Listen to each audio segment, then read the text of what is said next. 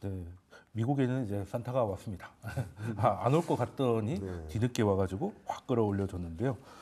특히 뭐 테슬라도 그렇고 딱 시기적으로도 정말 산타 할아버지가 올 시간에 비트코인하고 테슬라가 이제 급등을 하면서 역시 부럽다 하는 생각을 좀 했는데 국장 투자자 입장으로서 그러면 그때 한번 이사님께서 이거 테슬라의 상승은 이제 트럼프의 효과가 크다 말씀 주셨는데 이제는 뭐 트럼프 효과는 다 반영된 걸까요? 아니면 저는 새로 시작하는 걸까요 또?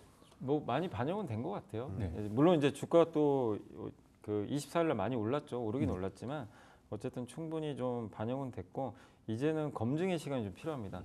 이 트럼프에 대한 기대감이 그거잖아요. 규제 완화 통해서 네. 테슬라가 더 많은 돈을 벌지 않을까 이런 건데 그거를 이제 기대는 하는데 항상 현실과 그러니까 기대와 현실은 또 항상 괴리가 있거든요. 네. 그래서 그거를 이제 확인하는 실적을 좀 봐야 될 것 같아요. 그리고 실제로 1월 20일 날 트럼프 당선인이 이제 취임하고 나서 정말 이 테슬라의 우호적인 정책들을 계속 쓸지 그것도 사실은 한 번 더 봐야 되는 거잖아요. 그렇죠. 왜냐하면 또 국회의원들이 또 있기 때문에 이번에 제가 왜 그걸 느꼈냐면 부채 한도 이번에 협상 네, 이 맞습니다. 과정에서 보면 임시 예산안 통과는 했는데 네. 트럼프 모양이 많이 빠져버렸죠. 네. 그렇죠. 38명 공화당 의원들이 반대표를 져버렸으니까 그러니까 작은 숫자가 아니죠. 아마 굉장히 충격을 많이 받았을 거예요. 이게 내 맘대로 좀 무조건 되는 건 아니구나. 근데 그런 부분에서 우리가 한번 생각이 될 거는 테슬라를 저도 굉장히 긍정적으로 보고 있는 사람 중에 한 명이지만 1월 20일 경우로 해서는 한번 흔들릴 가능성은 저는 있다라고 좀 보여지고 있고 많은 투자들이 실적하고 이 어쨌든 앞으로의 트럼프의 정책을 한번 확인하고 가자는 그런 심리가 발동을 하면 약간 차익 매물들이 좀 나올 수가 있어요. 네, 그리고 그럴 겁니다. 그렇게 한 번은 또 조정을 받고 가야 그게 건강하게 갈 수 있지 어떻게 계속 오르겠습니까? 뭐 그러니까요. 하늘 끝까지 오를 수는 없는 거잖아요. 그래서 지금 PER이 뭐 100배가 넘는다고 하니까 그래서 그런 검증 과정은 한번 좀 필요하기 때문에 테슬라 보유하신 분들은 뭐 내가 장기 투자하신 분이야 뭐 그냥 가져가시면 되겠죠. 뭐 네, 뭐 그런 백선짓도 거는. 봤는데요. 예. 근데 뭐 신규 접근은 좀 아직은 자제하자. 조금 한 달이라도 기다려보자. 네, 기다려보자. 좀 충분한 조정 나올 때까지는 그게 좀 낫지 않나 싶습니다. 그럼 이사님께서 테슬라에 대해서 말씀을 주셨으면 이제 부장님께는 이제 산타리는 그냥 산타 시즌이가 그렇다 치고 내년에 이제 트럼프 2기가 시작됩니다. 네. 그러면 미국이 2년 동안 이미 20%씩 올랐어요. 네네. 내년도 그럴 가능성이 있다고 보십니까? 저는 그 힘이 좀 약해지지 않을까? 상승세는 유효한데 네. 그렇다고 해서 탄력적인 그러니까 독주하는 그림들은 좀 쉽지 않겠다라는 생각을 하고 있어요. 그러니까 지금 많이 오르는 여러 가지 이유들 중에 그러니까 금리가 오르든 달러가 강세를 가든 뭐 그냥 계속 오르잖아요. 네. 많은 이유들이 트럼프 이슈인 것 같아요. 네. 규제 완화라든지 이런 것들에 대한 기대감, 그리고 뭐 AI 반도체 같은 경우는 미리 조정을 좀 받았던 데 따른 되돌림 정도 그렇게 보고 있는데 잘 생각해봐야 될 게 트럼프가 지금 모든 것을 1월 20일 이후에 바로 한다라고 했는데 그럴 수 있을까라는 것이죠. 예, 그거는 좀 힘들지 않을까요? 네, 트럼프 취임 이후 할 수 있는 것은 바로 할 수 있는 건 행정명령입니다. 네. 법안이나 예산 관련된 거는 쉽지 않거든요. 네. 네. 그리고 관세부가는 무역법에 따르면은 명백한 피해가 입증이 돼야 돼요. 네. 그리고 또 무역 대표부의 권고가 없으면 의회 승인을 받아야 됩니다. 여러 절차들이 절차가 있어요. 복잡하네요. 네, 복잡하죠. 그러면은 아까 이사님도 잠깐 말씀해 주신 것처럼 1월 20일 취임 이후에 많은 분들이 미국 증시에는 이만큼 기대를 하고 있고 한국이나 중국 증시는 이만큼 걱정을 하고 있는데 이 걱정이나 기대들이 충족될까? 그러기 쉽지 않다고 생각하는 거죠. 약간 의문이 생기네요. 네, 그래서 저희가 보는 것은 내년 2025년 상반기에는 오히려 거꾸로 기회가 될 수도 있다라고 보는 거죠. 미국은 너무 큰 기대를 했기 때문에 좀 실망감이 들어올 거고 한국이나 중국은 너무 불안한 심리가 컸기 때문에 좀 안도하는 그림들이 들어올 거고 또 하나 생각해봐야 될 게 여러 이런 불확실성들이 앞두고 있다면은 뭐 특히 관세 관련해서요. 뭐랄까요? 미리 선수율을 땡기겠죠. 관세부가 맞기 전에. 네, 미리 사는 거죠. 네. 그런 것들이 상반기 중에 들어올 수 있어서 저는 지금 너무나도 많은 분들이 걱정을 하시고 이제 큰일 났다라고 하시는데 뭐 그럴 수 있겠죠. 그렇지만 시간적 여유라든지 거기에 앞서서 저희는 시간적 여유랑 그 공간에 투자할 기회는 충분히 있겠다라는 말씀 많이 드리고 있습니다. 네, 이거 큰일 나지 않을까 하는데 제가 보기엔 큰일이 이미 난 것 같은데 큰일 그걸 다 반영을 한 것 같은데 그러면은 이제는 이제 기대하고 현실하고 이제 괴리감이 있을 수 있겠다. 그런데 어쨌든 미국이 행정부가 이제 바뀌는 거는 색깔도 정치적인 색깔도 굉장히 다른 정부니까 그렇죠. 우리도 뭔가 좀 대응을 좀 해야 될 것 같은데 사실 뭐 정부도 정부지만 이제 기업의 입장에서도 뭐 정영진 회장은 이제 만난 것 같은데 사실 약간 뜻밖이긴 했습니다. 네, 그렇죠. 그 내수주인데 어떻게 그렇게 또 인연이 돼서 됐는지 한간에서는 이제 같이 멸공을 외치다 보니까 그 코드가 맞았다 뭐 이런 얘기도 하던데 뭐 그건 저희가 확인할 수는 없는 것이고 그러면 이제 우리는 어쨌든 뭐 관세가 됐든 뭐가 됐든 협상을 해야 될 거 아니겠습니까? 네. 그리고 트럼프는 스스로도 협상을 좋아한다는 사람인 네. 것이고 그러면은 우리는 뭘 내주고 뭘 받는 게 나을지 그러면 이제 내줄 곳은 좀 피하고 얻을 수 있는 곳은 좀 투자에 관심을 가져야 되지 않습니까? 그럼 크게 나눈다면 이사님은 어떻게 나눠 보실 수 있으실까요? 근데 얼마 전에 트럼프가 답을 줬어요. 그 네. 유럽에 뭐라고 그랬죠? 그 자기 SNS에 딱 네. 썼잖아요. 네. 그 미국산 에너지 대량 구매 안 하면 관세 때리겠다. 네. 바로 했으면 거기에 기름 정답이죠. 사라. 네. 우리도 사면 되죠. 네, 기름 필요하니까 네. 다행이네요. 어차피 이제 물론 유종이 좀 다르긴 하지만 어쨌든 이제 미국에 특히 가스 있잖아요. 가스가 워낙 많이 나오니까 지금 우리도 이제 주로 이제 아시아를 통해서 유통받고 있지만 주로 뭐 중동산이라든가 이런 것도 아니면 호주에서도 오는데 네. 그거를 미국으로 바꿔주면 돼요. 그러면 당연히 이제 미국 그 트럼프가 걸고 넘어지는 거는 사실 이거거든요. 뭐냐면 왜 이렇게 너네 미국에서 돈 많이 벌어갔냐. 무역 흑자 늘었잖아요. 머니머신. 몇 년간. 이제 그거예요. 그거를 이제 걸고 넘어지는데 사실 그것도 내용을 보면 우리나라 기업들이 지금 미국에 공장을 많이 져놨잖아요. 많이 져놨기 때문에 사실 우리나라 기업이 미국에 이제 수출하는 것도 거기에 장비나 이런 거 우리 기업 간의 거래인 경우들도 많거든요. 네. 그럼 사실 그거는 수치적으로 무역 흑자일 수도 있지만 미국의 뭐 그게 뭐 어쨌든 미국 걸 뺏어간 게 아니잖아요. 그렇죠. 사실은 오히려 미국을 도와준 네, 거죠. 인테리어 해줬는데 네, 도와준 건데 트럼프는 그런 거 생각 안 한다는 거죠. 뭐 알고도 그거 모른 일단, 척 하겠죠. 네, 그럴 수 있어요. 네. 그러면 제일 좋은 건 결국 무역 수지를 줄여주면 돼 흑자를. 근데 우리가 그럼 수출을 줄이고 하면 그거 안 좋잖아요. 네. 제일 좋은 거는 야 미국 거 많이 사오자. 네. 미국 거 사오는 거 중에 제일 도움될 건 에너지입니다. 왜냐하면 미국 에너지는 싸요. 기본적으로 가격이 쌉니다. 아시아 유통 가격 대비 미국 유통 가격이 들어오면 30%나 싸대요. 그럼 그걸 쓰면 한국전력은 더 좋죠.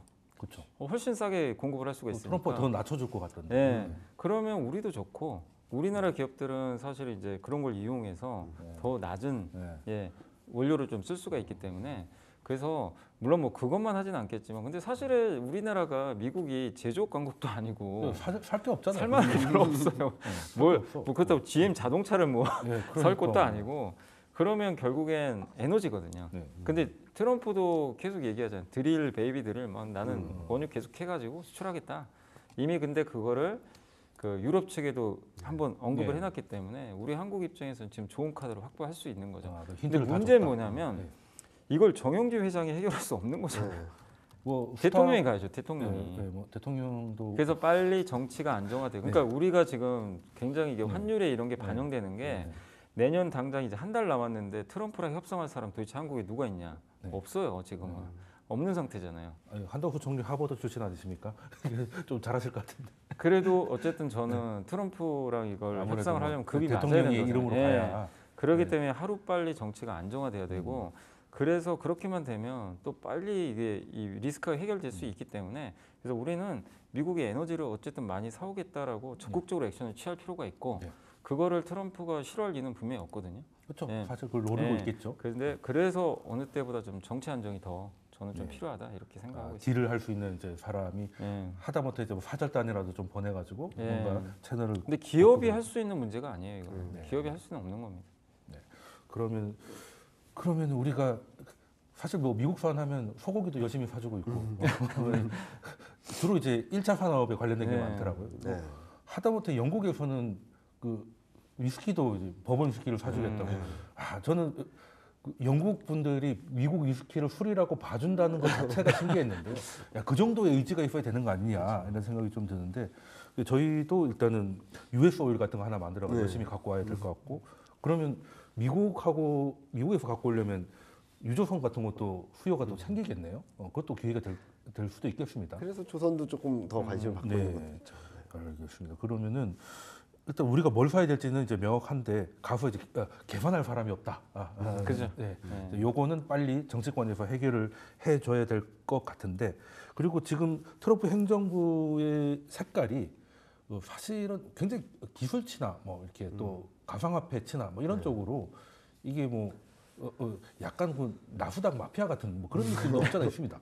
약간 그런 쪽으로 가고 있는데 이게 왜 이렇게 한다고 생각하십니까? 이게 그냥 가야 될 길이니까 그렇게 생각하십니까? 어떻게 기술이 중요한 건 알겠는데 이렇게까지 이렇게 트럼프 이기처럼 그 주요 인사들을 다 기술 관련자들을 앉혔던 경우는 사실 좀 드문 것 같은데 이게 의도를 뭐라고 봐야 될까요? 일단은 이번 트럼프 정책의 방향성은 명확했습니다. 네.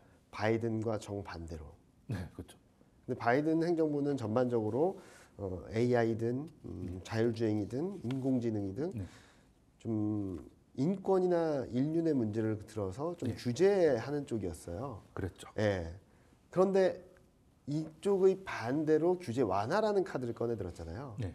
근데 트럼프 일기 때 유일하게 안 해본 게 이 부분입니다. 기술 혁신, 네. 규제 완화. 네.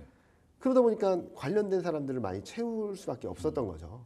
나머지 분야는 1기 때 다 해봤던 거고 웬만큼 해봤던 예, 거고 뭐 중국 전문가 네네네 그런 사람들이 다 있는데 이거는 그 1기 때 해보지 않았던 영역이라서 오히려 더 많은 전문가들의 도움을 받거나 아니면 용병처럼 네네 들어왔다. 필요로 한 것들이 있었던 분들은 오는 거고 또 하나는 이분들도 필요로 했던 거죠. 둘 간의 이해관계가 딱 맞았다고 생각합니다.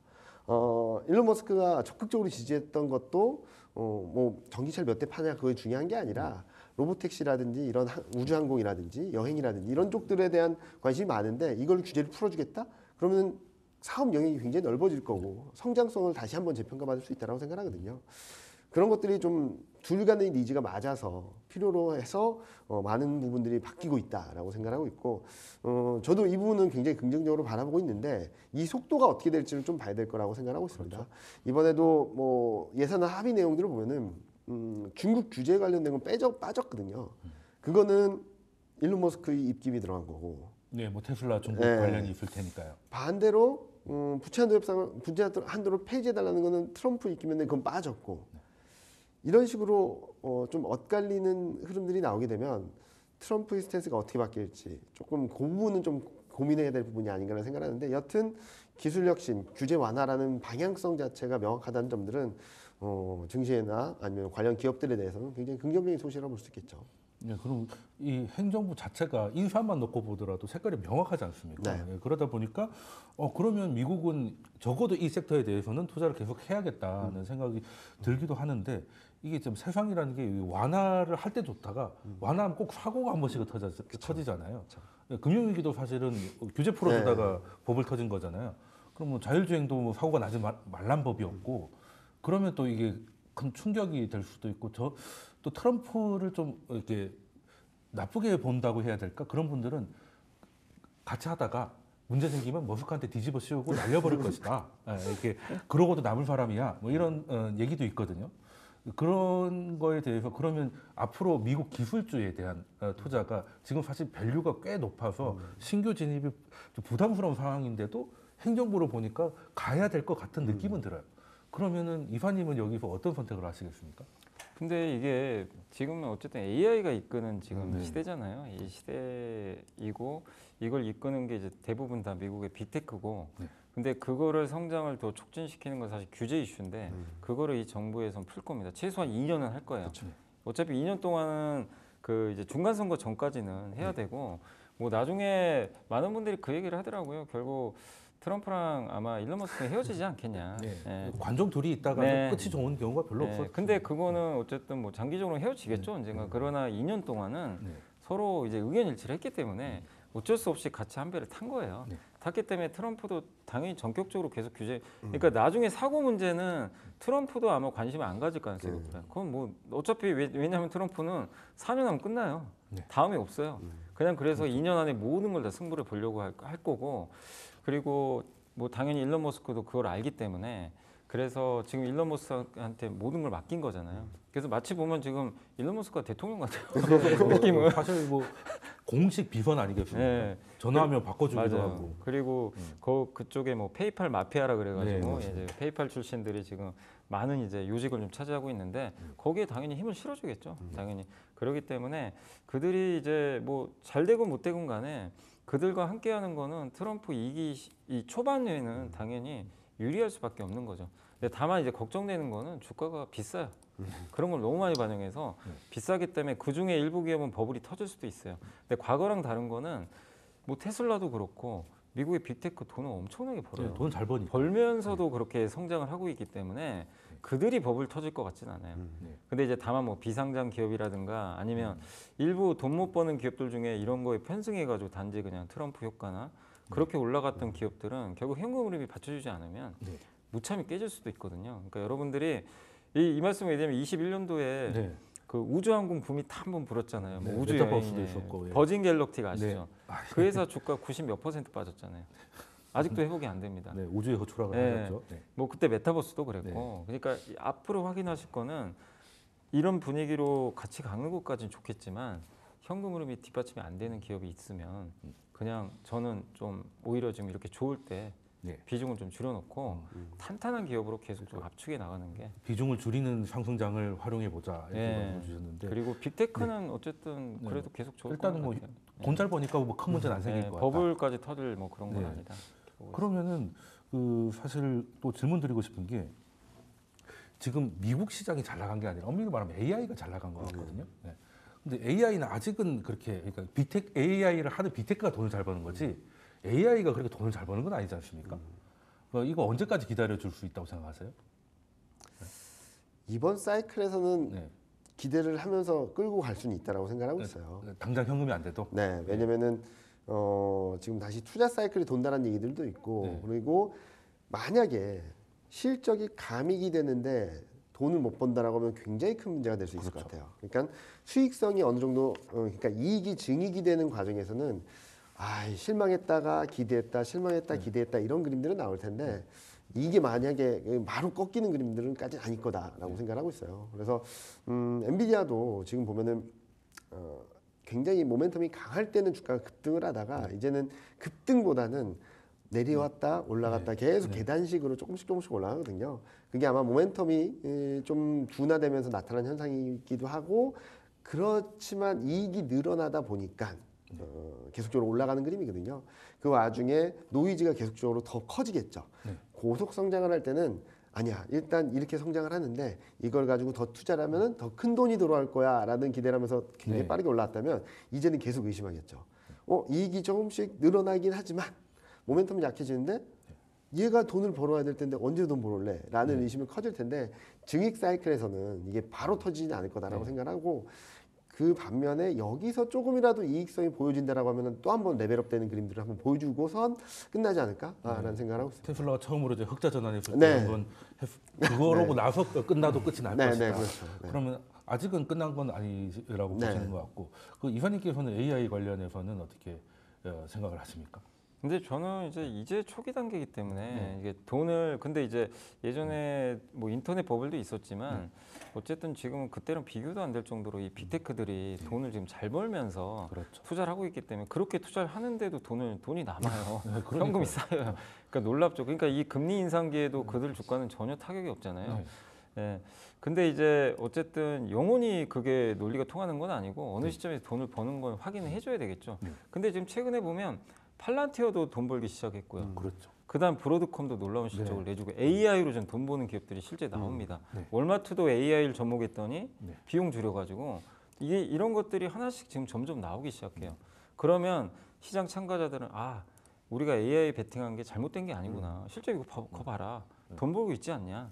예. 그렇기 때문에 정말 이 선도 업체들이 갑자기 AI 투자를 했는데 그게 돈이 안 돼가지고 이렇게 정말 이익이 급감하는 그런 뭐 가능성은 거의 없지만 그런 현상들만 나오지 않는다면 지금의 구도 자체만 이어진다면 AI 버블로는 좀 너무 저는 좀 앞서갔다고 생각해요. 그리고 앞으로 AI가 지금 보세요 주변에 쓰시는 분 있어요? 예. 없어요 아직. GPT에 뭐 그 말이나 좀 걸고. 네, 그런 정도 기업들을 좀 일부 쓰죠. 기업들도 아직은 많은 기업들이 쓰는 건 아니거든요. 그러니까 아직은 보통 우리가 대중화돼야 이제 그게 성장이 끝나는 거거든요. 근데 아직 대중화 되려면 한참 남았기 때문에 그런 거 보면 너무 좀 근데 혹시라도 이제 그런 수익화 얘기 나오면 또 빠지겠죠 주가가. 그럼 그때 투자를 하면 더 좋지 않을까.